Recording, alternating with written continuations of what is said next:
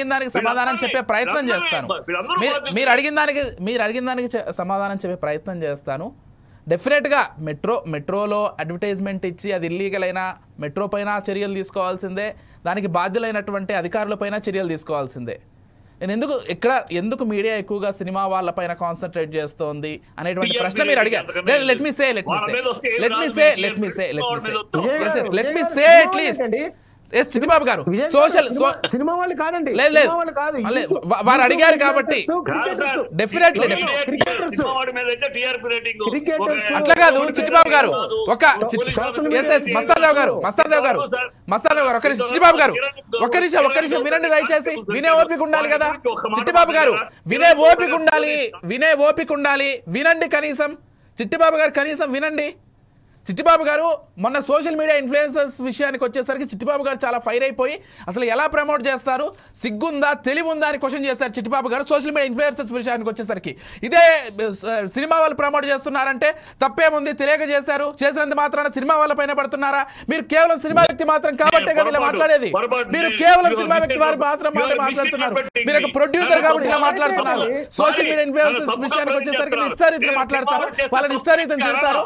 Cinema వాళ్ళ విషయానికి వచ్చేసరికి వెనకేసుకొస్తారా? సినిమా వాడు చేసే తప్పు ఏంటి అని then why are you questioning only cinema celebrities అంటున్నారు మీరు? yes we will question cinema celebrities also. ఎందుకంటే వాళ్ళ ఇన్ఫ్లుయెన్స్ ఆ విధంగా ఉంటుంది. చిట్టిబాబు గారు ఒక పెద్ద సినిమా సెలబ్రిటీ ఒక ప్రాబ్లం ప్రమోట్ చేస్తే ఏ విధంగా ప్రజలు ఇన్ఫ్లుయెన్స్ అవుతారో కాబట్టి మేము ఈ విధంగా క్వశ్చన్ చేస్తున్నాం. ఒక్క సినిమా వాళ్ళని మాత్రమే అడగట్లేదు. మీరు ఒక్కసారి మా స్క్రీన్ పైన డిస్ప్లే అయ్యేటువంటి బైగి సన్నీ యాదవ్ ని కావచ్చు, హర్ష సాయి ఫోటోస్ చూసుకోవచ్చు. వాళ్ళ సినిమా వల్ల భయ్యా Sunny Yadav cinema Kiran Yadav police constable అడిగారా? అందరినీ అడుగుతామండి. No one is excused. తప్పు ఎవరు చేసినా తప్పే. మీరు ఇదే రియాక్షన్ ఇతరుల పైన వస్తే ఇవ్వట్లేదు, కేవలం సినిమా వాళ్ళ పైన వస్తే ఇంత గొంతు చించుకొని మాట్లాడుతున్నారే. సినిమా వాళ్ళ పైన వస్తే ఇంత గొంతు చించుకొని మాట్లాడుతున్నారే.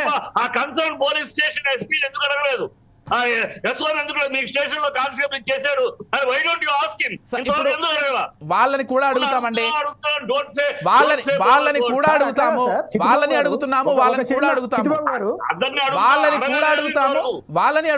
దమ్ము లేదు ఇంతవరకు మీడియాకి. మస్తాన్ గారు అడగండి. మస్తాన్ గారు ఎప్పుడు అడుగుతారండి? ఆల్రెడీ అడుగుతాం కూడా. హర్ష సాయి ఏ సినిమా సెలబ్రిటీ, భయ్యా సన్నీ యాదవ్ ఏ సినిమా సెలబ్రిటీ? 15 రోజులు అయింది కిరణ్ యాదవ్. ఎందుకు కిరణ్ యాదవ్ పేరు మాట్లాడరు? Because is not a celebrity, is not a cinema man. Constable ఇప్పుడు ఆ న్యూస్ కూడా చిట్టిబాబు గారు కిరణ్ యాదవ్ ఏ స్టేషన్ లో పనిచేస్తున్నారు ఆ స్టేషన్ ఆఫీసర్ అడిగారా?